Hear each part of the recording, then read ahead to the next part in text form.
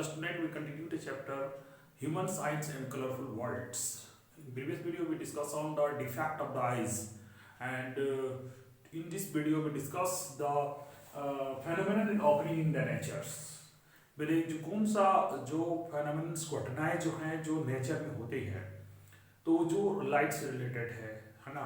तो जैसे कि उसमें तीन वर्ड, एक है डिस्पर्सन ऑफ द लाइट, दूसरा एटमॉस्फेरिक रिफ्रैक्शन एंड तीसरा स्कैटरिंग ऑफ द लाइट। देखिए पहली बात तो पहले समझ लीजिए कि डिस्पर्सन्स है क्या। कहा जाता है white when white light splitting of the white light into seven colour, यानी कि व्हाइट लाइट को सेवन कलर में टूटने की क्रिया को ही हम लोग कहते हैं डिस्पर्सन।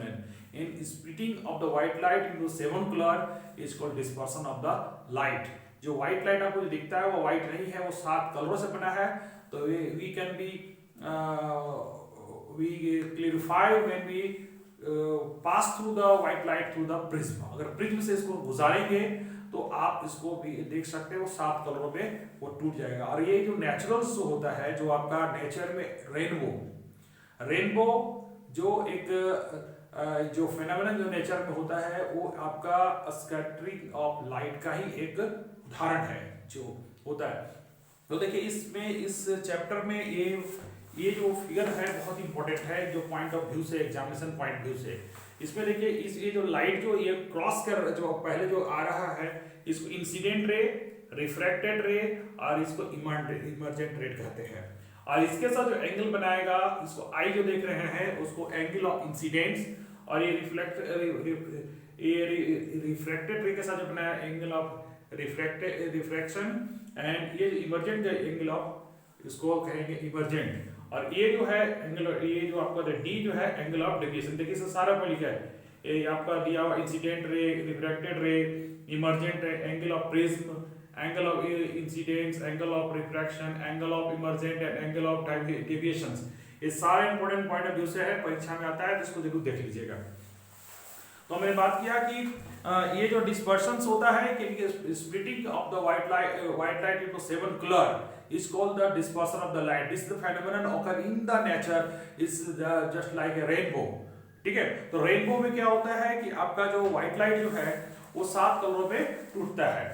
ठीक है, तो इसमें जो आपका 7 कलर है जो आपको पता ही होगा, जिसमें violet, indigo, blue, green, yellow, orange and red. इसको हम लोग शॉर्ट फॉर्म में कहते हैं VIBGYOR। ठीक है, इसमें violet, indigo, blue and green, yellow, orange and red. Red and bend in the most list and violet in the most. ठीक है, ये जो होता है रेड जो होता है वो कम बेंड होता है, वायलेट बहुत ज्यादा बेंड होता है। Rainbow appear due to the dispersion of the sunlight by the TV droplet. जब वो लाइट, जैसे देखिए इस फिगर को भी देख लीजिए, ये जो आपका एक फिगर और भी एक फिगर जो आता है जो इसको रेनबो से रिलेटेड है।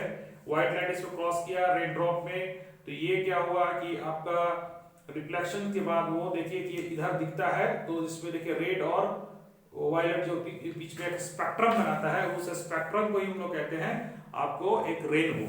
ठीक है, और उसमें एक और फिगर जो आपको बहुत इंपॉर्टेंट है, ये फिगर जब 7 कलर को 2 प्रिज्म जो लेंगे तो 7 कलर टूटेगा, वो 7 कलर फिर जब इधर से बाहर निकलेगा तो वो व्हाइट लाइट होगा। ये भी बहुत इंपॉर्टेंट है। तो पहले मैंने बताया था आपको कि डिस्पर्सन क्या होता है, और डिस्पर्सन जो है जो लाइट जो होता है नेचर में रेनबो जो होता है, रेनबो में कैसे बनता है, वो प्रिज्म का काम कौन करता है, तो रेन ड्रॉप करता है। रेन ड्रॉप इसलिए क्या होता है, बारिश जब होती है उसके जिधर सूरज के जस्ट अपोजिट में ही रेनबो बनता है। ठीक है, इसका रीजंस जो है आपका एक फिगर जो तीनों फिगर में दिखाया उसको आप बहुत गौर से देखिएगा और उसको समझने की कोशिश कीजिएगा, जो आपको उम्मीद है कि आपको समझ में आ जाएगा। उसके बाद आता है एटमॉस्फेरिक रिफ्रैक्शन। एटमॉस्फेरिक रिफ्रैक्शन तो समझते हैं कि when the light go to the one transparent medium to another transparent medium, then the change the path of propagation, this is the called refraction of the light। तो यही reasons होता है कि जो आपको जो तारे का जो स्टार का जो लाइट आता है, जो रात को जो ट्विंकल करता है, आप देखे होंगे रात को ट्विंकल ट्विंकल लिटिल स्टार बोलते हैं, तो वो लिटिल स्टार नहीं, वो तो बड़ा स्टार आपको पता ही होना चाहिए क्योंकि बहुत दूर में है, इसलिए चलता वो छोटा दिखता है। तो इसके जो और कुछ कुछ तो बहुत बहुत दूरी से आते हैं, तकरीबन 3-4 प्रकाश वर्ष, यानी कि आपके पास जो लाइट आ रही है वो 3 साल पहले वहां से चला होगा। तो सोचिए वो जब आता है तो आने के बाद वो हमारे एटमॉस्फेयर में जब इंटर करता है तो 2-3 लेयर है, कि आपको मालूम होना चाहिए कि हमारा जो एटमॉस्फेरिक लेयर है वो 5 लेयरों से बना हुआ है। तो इसमें क्या होता है कि हर का जो कंपोजिशंस जो है, अगर हम कहा जाए, ठीक है, एयर का भी कंपोजिशन होता है, जिससे उसके वजह से क्या होता है कि ये उसका जो आगे का जो लाइट है वो बेंड करता है, यानी कहने वाला रिफ्रैक्शन, जो नेचुरल रिफ्रैक्शंस होता है, यानी कि when light go to the one transparent to another transparent, यानी कि वो जो मीडियम 2-4 जो ये लेयर से जो क्रॉस करके जब जाता है तो लाइट जो बेंड करता है, बेंड होने की जो चलते ही वो लगता है तो वो ट्विंकल कर रहा है। ठीक है, तो आप समझ गए कि इसका जो मेन रीजंस होता है कि आपका ये जो ट्विंकल करने का ये होने का मेन रीजन है एटमॉस्फेरिक रिफ्रैक्शंस। ठीक है, उसके बाद आपका जो advance sunshine and delay of the sunset due to, जैसे कि आप पेंसिल जो अगर आप पानी में डालते हो तो आप देखोगे कि उसमें देखने पर लगेगा कि वो पेंसिल टेढ़ा है जबकि वो सीधा होता है। उसी तरह जस्ट लाइक आपका जो सनसेट जो है और सनराइज जो है वो 2 मिनट पहले हम लोग को दिखता है, और 2 मिनट यानी कि the sun is visible up to the 2 minute before an actual sunrise, about 2 minute after actual to sunset because of atmospheric refraction. इसका भी रीजन होता है एटमॉस्फेरिक रिफ्रैक्शन की वजह से क्या होता है कि सूरज 2 मिनट पहले उगना, यानी कि उसका राइजेस करना, और 2 मिनट बाद उसका क्या कहते हैं आपका उसका सनसेट करना, उसका रीजन भी एटमॉस्फेरिक रिफ्रैक्शन है। ठीक है, उसके बाद होता है scattering of the light. Scattering आपको मैं क्लास 9 में बताया था, Tyndall effect, the path of the visible due to the suspended particles of the in the atmosphere. ठीक है, जब लाइट जब वो सस्पेंडेड पार्टिकल में टकराता है तो पाथ विजिबल वो दिखता है। तो उसी तरह से क्या होता है, ये जो आपका टेंडल इफेक्ट की वजह से ही आपका ये कहा जाता है कि when the beam of the light strike the fine particle of the air path, the beam become visible.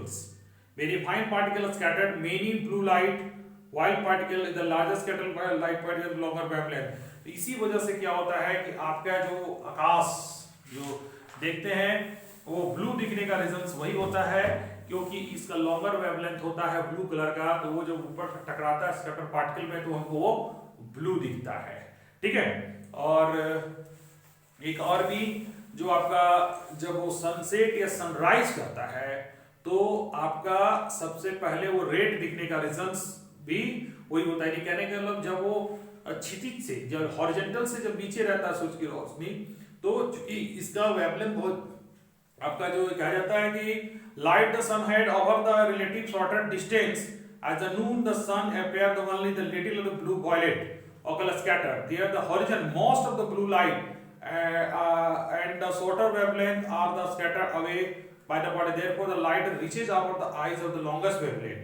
तो इसका longest wavelength होता है, यानी कि सॉरी इसका जो वो हमको पहले दिखता है। इसी वजह से क्या होता है कि आपका सनसेट हो या सनराइज हो दोनों के समय में रेड दिखने का रीजन वही, और जैसे वो अपेयर करता है हॉरिजॉन से ऊपर से पहुंचता है तो आपका आकाश ब्लू और ये व्हाइट लाइट जो है हम लोग के पृथ्वी पर पाने लगता है। ये भी जो फेनोमेनन है due to scattering of light, ये टेंडल इफेक्ट की वजह से होता है। यानी बच्चों आज हमने इस वीडियो में 3 फेनोमेनन की बात किया। पहला डिस्पर्सन ऑफ द लाइट, फिर एटमॉस्फेरिक रिफ्रैक्शन और स्कैटरिंग ऑफ लाइट की बात हमने किया। ठीक है, तो उम्मीद है कि इस वीडियो में आपको जो मैं बताया आपको अच्छे से समझ में आया होगा और आपके लिए बहुत फायदेमंद होगा। ठीक है, तो मिलते हैं कुछ नए वीडियो के साथ नेक्स्ट वीडियो में। Thank you.